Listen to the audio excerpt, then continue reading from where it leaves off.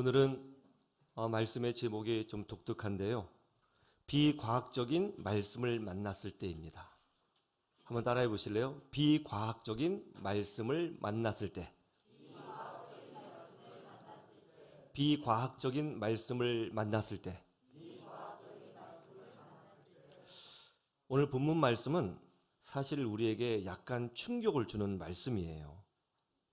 왜냐하면 태양이 멈춘 사건이 기록되어져 있기 때문에 그렇습니다. 태양이 멈췄다는 건 뭐죠? 지구의 자전이 멈췄다는 것입니다. 오늘 기적의 배경은 이렇습니다. 가나안 족속 중에 기브온 족속이라고 있었죠? 기억하세요? 예. 이 기브온 사람들이 이스라엘을 두려워했습니다. 그래서 스스로 항복하고 이스라엘의 노예가 되기로 언약을 맺었지요. 자, 그러자 가나안 지역의 사람들이 기브온 사람들을 배신자로 여기게 되었어요. 그래서 가나안 지역의 5의 왕이 연합군을 만들어서 배신자인 기브온 사람들을 치게 되었습니다. 그러자 기브온 사람들이 여호수아에게 도움을 요청했습니다. 우리는 당신들의 노예입니다. 오셔서 우리를 도와주십시오. 이 소식을 들은 여호수아가 기브온 사람들을 돕기 위하여 전쟁을 개시합니다. 그때 하나님께서 약속해 주셨어요. 저들을 너의 손에 넘겨주리라. 두려워하지 말라. 여러분 두려워하지 마세요. 하나님이 우리와 함께 하시는 줄로 믿습니다. 전쟁이 시작되자 이스라엘이 압도적으로 5개의 연합군을 물리치기 시작합니다. 또 하나님께서 기적을 하나 보여주셨는데요. 이 5개 연합군 지역에만 우박이 떨어지게 하셔서 그 사람들이 우박 때문에 정신을 차리지 못하게 했습니다.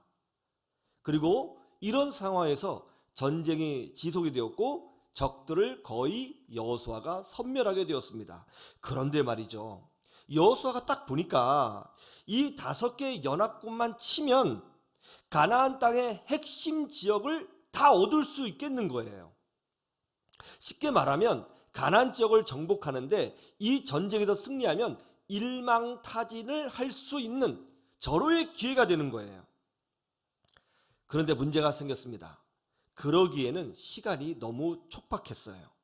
밤이 되면 전쟁이 소강 상태에 빠지게 될 것이고 그러면 일망타진은 물 건너가게 되는 것이죠. 이때 과학적으로 상상도 할 수 없는 일이 벌어집니다. 여호수아가 태양을 보고 명령하죠. 태양아 멈추어라. 달도 멈추어라. 이렇게 명령을 하자 태양과 달이 멈추는 기적이 일어났고 그 결과 5개의 연합군을 완전히 무찌를 수 있게 되었다는 거예요. 단순한 말씀이 아니죠. 태양이 멈추었다는 것은 곧 지구의 자전이 멈추었다는 것입니다. 과학자들은 이 구절을 읽을 때마다 비과학적이라고 이야기를 합니다. 도무지 앞뒤가 안 맞는 비논리적이라고 이야기를 해요. 왜 그렇죠? 여러분 지구가 네모나게 생겼어요? 동그랗게 생겼어요? 동그랗게 생겼죠. 본 적은 없지만 그렇게 말하니까 믿고 있잖아요. 동그랗게 생겼어요. 그리고 팽이처럼 빙글빙글 돕니다. 이것을 자전이라고 그러죠. 지구의 자전 속도가 얼마나 될까요? 약 1670km 정도, 70km 정도 된다고 그래요. 100km도 얼마나 빨라요? 200km도 얼마나 빨라요? 300km 얼마나 빠릅니까? 근데 1600km가 넘는 속도로 지구가 돌고 있어요. 그런데 만약 빙글빙글 돌고 있는 지구가 갑자기 딱 멈추면 어떻게 됩니까? 여러분 버스를 타고 있는데 버스가 갑자기 딱 멈추면 어떻게 돼요? 사람들이 앞으로 막 쏠려가죠. 관성의 법칙에 의해서. 자전하고 있는 지구가 딱 멈추면 관성의 법칙에 의해서 지구상 표면에 있는 모든 존재가 하늘 위로 튕겨져 나갑니다. 사람도, 동물도, 곤충도, 돌덩이도, 심지어 바닷물도, 강물도 엄청난 재앙이 일어나는 거예요. 그리고 지구의 멘탈이 흔들리죠. 그래서 지각 변동이 일어나고요. 상상할 수도 없는 대지진이 일어납니다. 엄청난 파도, 해일이 일어나고요. 지구가 갑자기 멈췄기 때문에 1600km가 넘는 바람이 불어닥칩니다. 핵무기보다 더 무서운 엄청난 폭풍이 불어닥쳐요. 지구가 멈추면 그 순간 지구는 멸망합니다. 이것이 과학적인 추론이에요. 그런데 오늘 성경에 보니까 어떻죠? 그런 일이 일어났어요? 안 일어났어요? 전혀 일어나지 않았습니다. 그냥 여호수아가 태양아 멈추어라 그랬더니 멈췄다는 것이죠. 아무런 일이 일어나지 않았습니다. 지진도 일어나지 않았고 어느 누구도 튕겨나가지 않았습니다. 이스라엘 백성은 아무런 충격을 느끼지 못하고 전쟁을 수행했고 그 결과 승리했다고 오늘 성경은 기록하고 있는 거예요. 지구의 자전이 멈췄는데 어떻게 아무런 일이 일어날 수 없는가? 아무런 일도 일어나지 않는 것인가? 이게 과학적으로 가능한 것인가? 이 얼마나 비과학적인 이야기인가? 얼마나 앞뒤가 틀린가? 그래서 사람들이 성경을 믿지 못하겠다고 이야기를 합니다. 비과학적인 말씀을 만났을 때 우리는 어떻게 해야 될까요? 첫째, 인간은 하나를 알고 하나님은 전체를 아신다는 거예요. 한번 따라해 보세요. 인간은 하나를 알고 하나님은 전체를 아신다. 우리 창세기 1장 1절에 이렇게 되어 있죠. 태초에 하나님이 천지를 창조하시니라. 하나님이 온 우주를 창조하셨습니다. 하나님이 지구를 창조하셨습니다. 그리고 지구에 자전의 힘을 주셨습니다. 지구가 자전하고 있다고, 하나님의 능력으로 자전하고 있다고 성경은 말씀하고 있습니다. 이 우주의 원리, 만유인력의 법칙이라든가 관성의 법칙이라든가 원심력의 원리라든가 이 모든 원리와 질서를 하나님이 계획하시고 창조하셨고 적용하셨습니다. 이렇게 우주의 모든 것을 창조하신 하나님께서, 지구가 자전하도록 만드신 하나님께서 지구의 자전이 멈췄을 때에 엄청난 재앙이 일어난다는 것을 하나님이 모르셨을까요? 지구의 자전이 멈추면 관성의 법칙을 부여하신 하나님께서 이 관성의 법칙 때문에 땅의 모든 존재가 하늘 위로 튕겨져 나갈 것이라는 것을 하나님이 전혀 모르고 무지하셨을까요? 하나님은 지구의 자전이 멈췄을 때 어떠한 일들이 일어나는지 충분히 알고 계셨죠. 그래서 하나님은 지구의 자전이 멈췄을 때 일어날 수 있는 모든 재앙, 심지어 인간이 예측하지 못했던 부분까지라도 다 붙잡아 주셔서 아무 일이 없도록 창조주이신 그분이 다스리시고 통치하시고 지켜주시고 인도하여 주신 것입니다. 우리는 그렇게 믿습니다. 목감기가 왔습니다. 그래서 간편하게 약국에서 목감기 약을 사 먹었어요. 약국에서 사 먹는 감기약은 참 좋습니다. 왜냐하면 한 알만 먹으면 돼요. 대부분 만병통치의 능력을 갖고 있습니다. 편도선도 치유되고요, 두통도 없어지고요, 목감기도 사라지고요, 또 기침도 빠르게 잡을 수 있다고 이야기해요. 그래서 약국에서 사 먹는 간편한 감기약은 참 편해요. 제가 사 먹었어요. 낫지가 않더라고요. 안 되겠다 싶어서 병원에 가서 목감기 진단을 받고 약을 먹게 되었는데요. 이상한 점이 하나 있더라고요. 약국에서 약을 사 먹으면 간편하게 약이 한 알이거든요. 그런데 이상하게 똑같은 질병인데 병원에 가서 진단받고 약을 먹으면 꼭 약이 4알 내지는 5알이 들어있어요. 그래 안 그래요? 한 알만 먹으면 되는데 왜 이렇게 많이 들어있지? 왜 이렇게 많이 들어있을까? 그래서 제가 물어봤어요. 왜 이렇게 약이 많아요? 한 알이면 되지 않습니까? 그랬더니 의사가 하는 말이, 이 약을 먹으면 위가 안 좋아지니까요, 위장약이 들어있고요, 이 약을 먹으면 어떤 현상이 나니까 그것을 보충할 수 있는 약을 넣은 겁니다. 그래서 약을 하나 먹었을 때 나타날 수 있는 여러 가지 부작용을 예상해서 거기에 대비할 수 있는 약들을 보충한다는 것이죠. 이 약을 먹었을 때 나타날 수 있는 위험 요소까지 계산해서 그것을 감해주는 다른 약을 같이 처방하는 것, 이것이 바로 전문가죠. 지구의 자전이 멈췄을 때 나타날 수 있는 위험 요소까지 하나님이 다 처방해 주시는 것, 이것이 바로 우리가 믿는 전능하신 하나님이신 줄로 믿으시길 주님의 이름으로 축원합니다. 인간은 하나를 알아요. 전체를 모릅니다. 그러나 하나님은 전체를 알고 계시죠. 서울 금호동에서 역삼동으로 날마다 자가용으로 출퇴근하는 집사님이 있었는데요. 차가 워낙 막혀서 항상 일찍 출근했습니다. 그날은 조금 늦어서 7시쯤에서 나왔는데요. 간절히 기도하면서 출근했습니다. 하나님, 오늘 늦었습니다. 오늘 오전에 회의가 있는데요. 늦으면 큰일 납니다. 하나님, 길을 뻥뻥 뚫어줄 줄로 믿습니다. 믿습니다 하면서 운전을 하면서 막 급하게 막 가는데요. 너무 급하게 차를 몰다가 그만 신호 대기하고 있는 차 뒤를 받아버렸어요. 상대편 차가 찌그러질 정도였습니다. 사고 처리를 해야 했어요. 가뜩이나 늦었는데 사고 처리까지 하니까 너무 속이 답답하고 화가 난 거죠. 사고 처리를 하면서 보험회사를 기다리면서 막 하나님 앞에 짜증을 냈어요. 하나님, 이게 뭐예요? 제가 분명히 기도했죠. 오늘 길 열어달라고요. 이게 뭐예요? 막 너무너무 화가 났어요. 그렇게 사고 처리를 하고 성수대교 쪽으로 가는데 차가 완전히 막힌 거죠. 알고 보니까 성수대교가 방금 전 붕괴되었다고 하는 것입니다.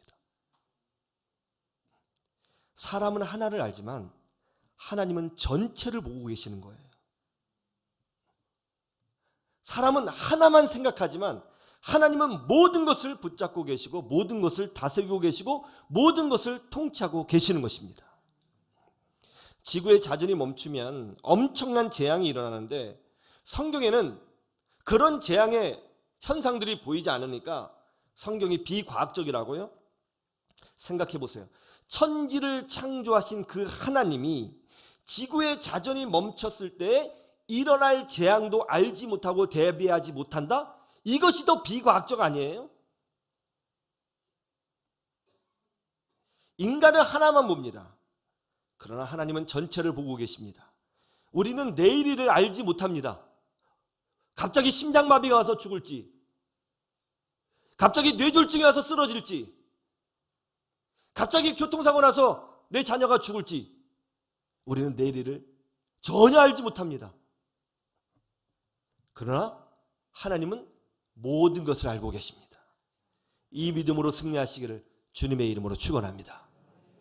두 번째, 자연보다 사람이 훨씬 더 위대한 존재라는 거예요. 한번 따라해 보세요. 자연보다 사람이 훨씬 더 위대한 존재다. 우리 12절 말씀 한번 여러분 읽어보실래요? 12절 다 같이 시작.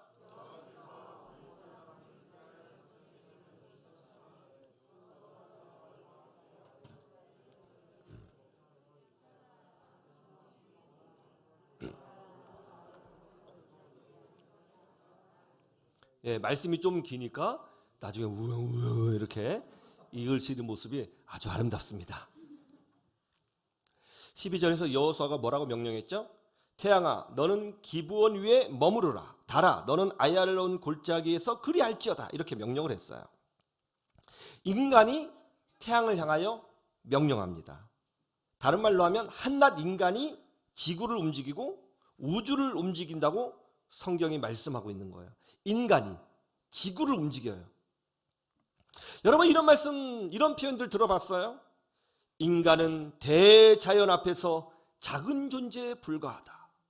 인간은 대자연 앞에서 나약한 존재에 불과하다. 이런 이야기 들어보셨죠? 그러면서 이렇게 말을 합니다. 그래서 인간은 대자연 앞에 겸손할 수밖에 없다. 여러분, 이런 표현 비성경적입니다. 지극히 인본적인 생각이에요.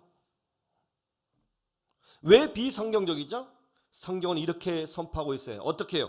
인간은 자연보다 훨씬 더 위대한 존재이며 인간이 자연보다 훨씬 더 큰 존재이다. 이것이 바로 성경이 우리에게 말씀하고 있는 바인 것입니다. 창세기 1장 28절에 보세요. 그렇게 돼 있어요. 창세기 1장 28절.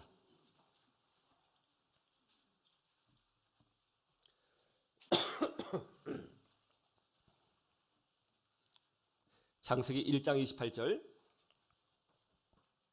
같이 볼래요? 시작. 하나님이 그들에게 복을 주시며 하나님이 그들에게 이르시되 생육하고 번성하여 땅에 충만하라. 땅을 정복하라. 바다의 물고기와 하늘의 새와 땅에 움직이는 모든 생물을 다스리라 하시니라. 보세요. 하나님이 뭐라고 말씀하셨어요? 인간은 자연 앞에서 보잘것없는 존재라고 하셨어요? 아니죠. 인간은 자연을 통치하고 다스리는 왕 같은 존재라고 분명히 기록해 놓으셨죠. 인간은 그렇게 위대한 존재라고 성경이 말씀하고 있지 않습니까? 저 우주는요, 아무리 커도 하나님의 형상으로 창조되지 않았습니다. 저 바다가 아무리 크고 아름답다고 해서 그 모양이 하나님의 형상으로 창조된 것이 아닙니다. 오직 여러분만이 하나님의 형상으로 창조되었으며, 오직 여러분만이 하나님께서 가장 아끼시고 사랑하는 존재이며 이 세상을 다스리는 왕적 존재로 창조되었다고 하는 사실을 믿으시기를 주님의 이름으로 축원합니다. 다만 인간이 하나님의 말씀을 어기고 타락해서 이 능력을 상실했어요. 그리고 살면서 끊임없이 우리가 죄를 짓잖아요. 완전하지 못합니다. 우리는 오직 예수 그리스도의 보혈의 피로 용서받고 하나님 나라의 백성이 되며 구원받고 하나님의 자녀가 되는 은혜를 누리게 되는 것입니다. 이제 예수님께서 재림하시면 그 순간 인간의 역사는 스탑, 멈추게 되고 이 땅에 주의 나라가 세워지게 될 것입니다. 그러면 우리는 다시 부활하여 영원히 망하지 않는 부활체를 새롭게 입게 될 것입니다. 그리고 우리가 왕 같은 존재로 온 세상을 다스리는 자로 세워지게 된다. 이것이 성경의 가르침이죠. 여러분은 자연보다 100만 배 더 소중한 존재인 거예요. 여러분은 저 우주보다도 훨씬 더 위대한 존재예요. 오늘 보세요. 여호수아가 선포하니까 우주가 움직였어요. 엘리야가 기도하니까 3년간 비가 오지 않았는데 비가 내렸어요. 모세가 지팡이를 드니까 홍해 바다가 갈라집니다. 여러분이 훨씬 더 소중하고 위대한 존재입니다. 믿으시기를 주님의 이름으로 축원합니다. 세 번째, 온 우주는 하나님의 도구일 뿐입니다. 한번 따라해 보세요. 온 우주는 하나님의 도구일 뿐이다. 어떤 도구요? 하나님의 자녀인 여러분을 축복하시고 여러분을 구원하고 여러분에게 기쁨을 주시고 여러분을 더 복된 삶을 살도록 인도해 주시기 위하여 하나님이 마련하신 도구라는 거예요. 인간이 우주를 위해서 태어난 것이 아니고요, 우주가 사람을 위해서 창조된 것입니다. 우주에 있는 모든 법칙, 만유인력의 법칙이라든가 멘델의 유전 법칙이라든가 여러 가지 우주의 모든 질서와 법칙들은 다 우리를 보호하기 위하여 하나님이 심어 놓으신 것입니다. 인도네시아에서 선교하시는 선교사님이 선교 중에 탈진을 했습니다. 날씨가 너무 덥고요, 굉장히 습해서 금방 탈수 증세가 옵니다. 선교사님이 복음을 전하다가 탈수증에 걸린 거예요. 그러자 한국에서 오신 여러 집사님들이 아이고, 우리나라는 내과 가서 수액 맞으면 되는데, 비타민 수액 맞으면 되는데 이거 어떻게 해요? 여기서요? 어떻게 해요? 막 걱정해 주시는 거예요. 그래서 선교사님이 걱정하지 말라고, 야자수 열매, 야자수 마시면 된다고 하면서 야자수 2개를 쪼개서 마셨어요. 한 30분 지났을까요? 기력이 완전히 회복되는 거예요. 야자수가 수액 역할을 한다는 거예요. 참 놀랍죠? 우리가 과일을 먹으면 영양가는 하나도 없고 맛만 좋아요? 과일 먹으면 맛만 엄청 좋아, 영양가는 하나도 없어. 그래요? 아니죠.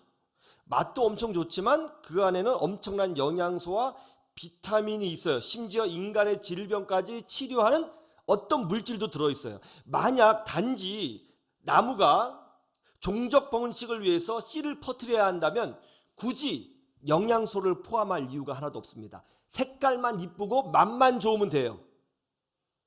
그렇죠? 색깔만 이쁘고 맛만 좋으면 충분히 종적 번식을 할 수 있어요. 뭐 짐승이 그 열매를 따먹고 씨를 버리면 그것이 퍼질 테니까.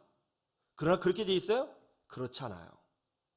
나무가 종적 번식하는데 전혀 상관이 없는 비타민과 다양한 영양소가 그 열매 안에 들어있어요. 더 놀라운 게 뭔지 아세요? 그 비타민과 영양소가 놀랍게도 인간의 DNA와 딱 떨어집니다. 그래서 그것을 먹으면 인간의 DNA에 굉장한 유익을 주도록 그 영양소가 아주 정교하게 계산되어져 있어서 함유되고 있는 거예요. 적정한 양의 비타민과 적정한 양의 영양소가 열매 안에 들어있는 것이죠. 어떻게 인간의 DNA와 딱 맞아떨어지는 그 비타민과 영양소가 그 안에 들어있는가? 어떻게 들어있는 거죠? 하나님이 우리를 사랑하셔서 주신 거죠. 미국 노스캐롤라이나 주에 있는 페이옙빌시라고 있는데요. 조그만 도시예요. 거기에 있는 한 교회에서 놀라운 사건이 일어났습니다. 새해 전야 송구 영신 예배가 한창 진행 중이었는데요. 그때 갑자기 문이 팍 열리면서 한 괴한이 총을 들고 난입했습니다. 총을 들고 괴한이 들어오니까 사람들이 난리가 났죠. 소리 지르면서 막 바닥에 엎드리는 사람도 있고요. 어떤 사람은 막 기어서 나가려고 하는 사람도 있었고요. 난리가 났어요. 그때 그 총을 든 괴한이 떠벅떠벅 걸어오더니 목사님을 향해서 총을 딱 거는 거는 가만히 있는 거예요. 굉장히 긴장된 상태죠. 그때 설교를 멈추신 목사님이 그 괴한을 향해서 이렇게 말을 했다고 합니다. May I help you? 뭐 도와드릴까요? 혹시 뭐 도움이 필요하세요? 뭐 문제가 있으세요? 그러니까 그 괴한이 가만히 보더니 그러대요. 당신 지금 나를 위해서 기도해 줄 수 있어? 그렇게 말을 하더랍니다. 그래서 목사님이 그러면 이 총을 이 강대상 위에 내려놓으라. 그럼 내가 기도해 주겠다. 그랬더니 내려놓더랍니다.